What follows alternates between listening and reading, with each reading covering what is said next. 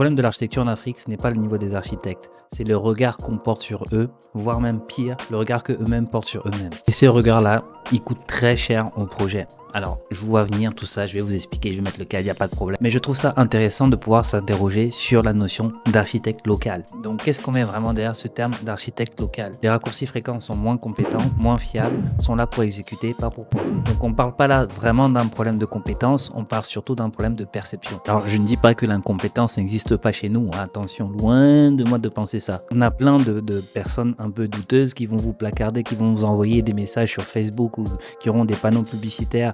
Alors je fais études de sol, plan d'ingénierie, études architecturales, etc. Des gens qui ne sont pas agréés, qui ne sont pas inscrits à l'ordre des architectes, qui ne sont même pas architectes et qui se prévalent de pouvoir produire des études architecturales. Donc je vais vous en parler plus tard, mais effectivement, ce ne sont pas des gens qui sont habilités à le faire. Moi, ce dont je parle, c'est un autre problème qui touche les architectes qui, eux, sont inscrits à l'ordre.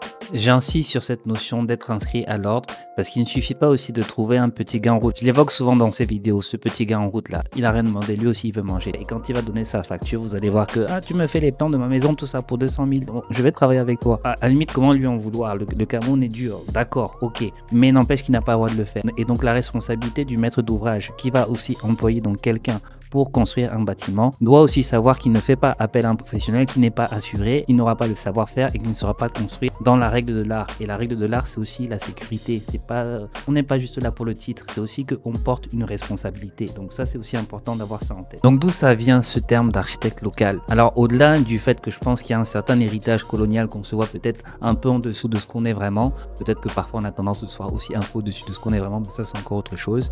Je pense quand même que dans l'imaginaire collectif, et ça c'est vraiment ce qui caractérise beaucoup de nos propres comportements, c'est qu'on se dit toujours que ce qui vient de l'extérieur est meilleur. Je vais vous raconter une anecdote. Ça m'est déjà arrivé qu'un grand hôtel de la place à Douala me contacte et me dise « Ok, on cherche un architecte international pour pouvoir travailler sur toute la rénovation de l'hôtel, etc.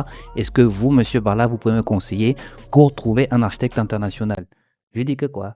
Attendez, moi je suis là, j'ai fait des projets en Centrafrique, bon, je fais des projets au Congo. Voilà, je suis entre la France, je suis au Cameroun, j'étais en Côte d'Ivoire, j'ai travaillé en Côte d'Ivoire. Je suis un architecte international. Donc pourquoi toi tu m'appelles pour que moi j'aille chercher un architecte international? Je dis, je suis un architecte international, qu'est-ce que je peux faire pour vous? Donc si je vous raconte ça, c'est pas pour vous dire que je suis trop ou quoi que ce soit, etc. Peut-être que parfois on a tendance de se voir aussi un peu au-dessus de ce qu'on est vraiment, mais ça c'est encore autre chose. C'est que c'est aussi une posture à adopter en tant qu'architecte local, ne pas aussi subir et accepter. On est encore dans une époque et c'est en train de changer parce qu'il y a de plus en plus d'écoles d'architecture qui émergent, mais tous les anciens architectes, je dirais d'une certaine génération, ont été formés à l'extérieur, à l'étranger. J'ai été formé en France par exemple, pour ne citer que moi, mais d'autres sont formés en Allemagne, au Canada, aux États-Unis, en Tunisie, au Maroc, au Togo, il y a l'école Les Hameaux notamment. Donc voilà, et c'est seulement maintenant depuis quelques années qu'il y a des architectes chez nous, même localement, qui émergent et qui rentrent dans les cabinets de ces personnes-là qui ont été formées. Des questions d'homologation se posent, mais tout ça juste pour vous dire que l'Afrique est aussi en train de se renforcer, de se constituer une ribambelle d'architectes qui sont compétents et qui veulent aussi avoir leur mot à dire. Donc effectivement, déconstruire un peu ces idées reçues nous incombe à nous en tant qu'architectes, mais incombe aussi aux donneurs d'ordre, aux institutions, parce que effectivement, j'ai participé à bon nombre d'appels d'offres depuis que j'ai commencé ma carrière, concours international, appel d'offres international, tout ce que vous voulez, manifestation d'intérêt par l'intermédiaire de mon agence. Et effectivement, vous allez toujours voir dans le règlement des appels d'offres la petite notion, il nous faut un architecte local. Parce qu'effectivement, la loi impose que tout projet soit signé par un architecte local. Vous allez en France, vous allez en Allemagne, vous allez dans n'importe quel pays, on demande toujours qu'un architecte local signe les plans. Moi, aujourd'hui, en tant qu'architecte camerounais, je ne peux pas aller en France et prétendre faire de l'architecture et signer un plan si je ne suis pas inscrit à l'ordre des architectes français. Donc voilà, donc c'est juste pour vous expliquer le règlement. Et c'est vraiment à se demander si le fait d'être architecte local est une compétence en tant que telle. Et dans un dossier, on ne verra pas forcément tes qualités d'architecte, on verra juste si tu es local ou pas.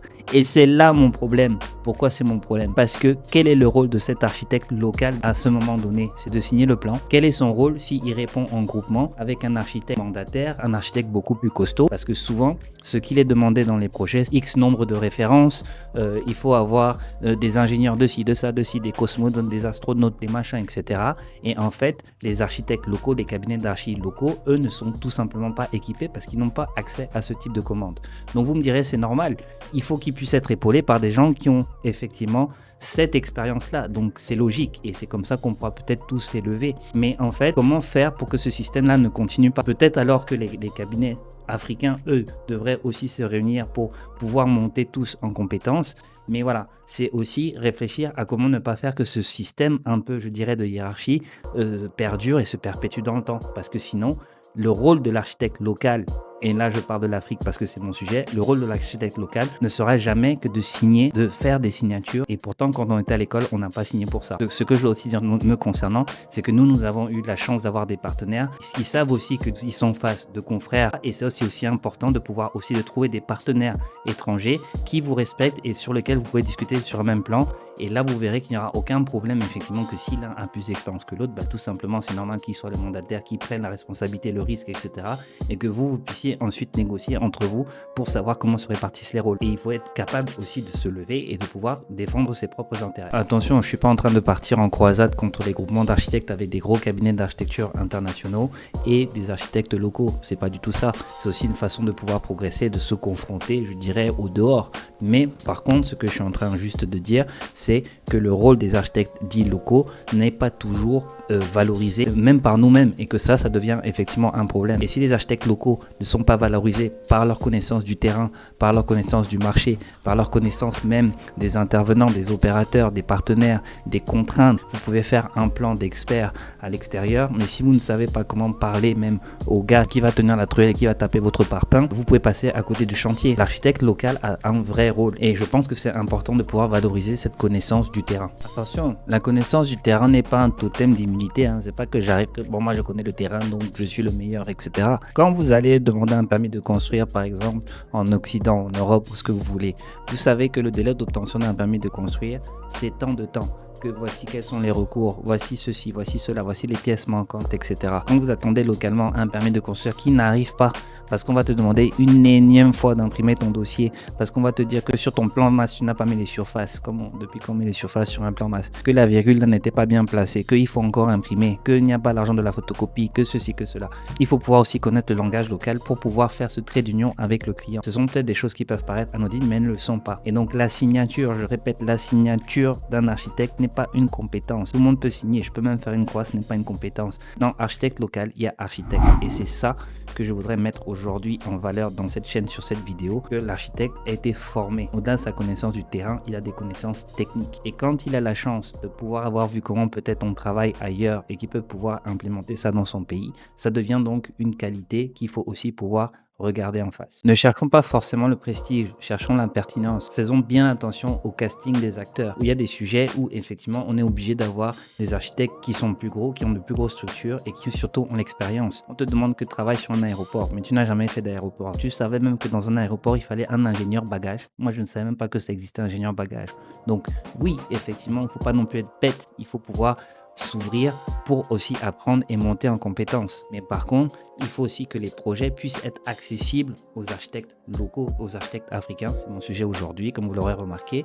Et effectivement, il faut aussi qu'entre nous, on puisse se réunir pour monter en compétences et progresser tous mutuellement et faire monter le niveau de l'architecture en Afrique. C'est pour ça que je vous rabâche les oreilles avec cette histoire de diagnostic. Parce que effectivement, quand vous allez soumettre votre problème, vous, en tant que maître d'ouvrage, quelqu'un qui connaît le terrain saura vous dire, bon, cette compétence-là, on a sur site, on a sur place, ça on peut faire, ça on ne peut pas faire, ça il faudra chercher quelqu'un à l'extérieur, ça il faudra importer, ça ceci, etc. Parce qu'on n'a pas le savoir-faire, on n'a pas la main-d'œuvre localement pour pouvoir faire ça et assurer un niveau de qualité, de sécurité, de confort, tout ce que vous voulez et que ça réponde aux normes et surtout à vos attentes. Donc c'est toujours important de pouvoir bien scanner vraiment les problématiques sur site et localement avec quelqu'un qui connaît, avec des gens qui connaissent les problématiques locales avant de partir du principe que comme ça va venir de l'extérieur, ce sera forcément mieux. Donc interrogeons-nous, quand on commence un projet, sur quoi on se base vraiment pour choisir un architecte? Sur le prestige, sur l'image? Est-ce que c'est parce qu'il vient de l'extérieur? Est-ce que c'est parce qu'il s'appelle tel ou tel? Est-ce que c'est parce qu'il porte tel nom?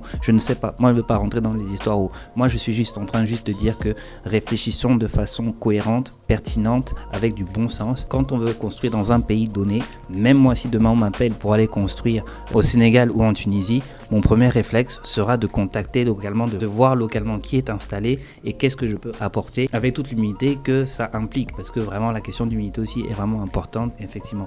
Donc même si je dois travailler avec un architecte local de là-bas, quand je l'appelle architecte local là, il faut aussi que moi je puisse aussi avoir là une approche de respect vis-à-vis de lui, parce que même si c'est moi qui apporte le projet et qui arrive avec mon savoir-faire, lui il connaît son environnement, il connaît son surplace, et c'est ça d'abord qui prévaut. Donc je suis d'accord, il y a plein de fémans chez nous. Je suis d'accord aussi que peut-être que parfois c'est plus rassurant de se dire que je vais un peu mettre plus pour aller chercher le gars là-bas qui est en Europe, qui est au Portugal, qui est ceci, qui est cela, parce que chez nous là les gens dérangent trop. Peut-être, mais peut-être qu'il y a un juste milieu à trouver, parce qu'il y a des gens qui connaissent tout simplement. Je suis même pas en train de vous parler de moi, je dis on est 800 architectes ici au Cameroun. Donc voilà, donc je pense qu'il y a quand même 2-3 personnes qu'on peut peut-être chercher, regarder, poser des questions.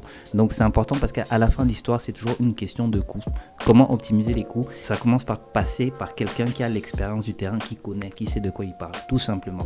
Même s'il est aidé ou même s'il quoi, etc., c'est pas grave. Mais il faut connaître un environnement avant de pouvoir s'y exprimer, tout simplement. Donc n'hésite pas à me dire en commentaire ce que tu penses aussi de cette notion d'architecte local. Peut-être que tu vas aussi te dire que j'exagère, hein, c'est possible. Moi je parle seulement de ce que je connais, hein. De toute façon c'est toujours ça. Je parle que de ce que je connais, de ce que j'ai vécu. En tout cas ici on parle en toute simplicité, on parle en toute décontraction d'architecture, mais sérieusement on fait ce qu'on a à faire. Ciao.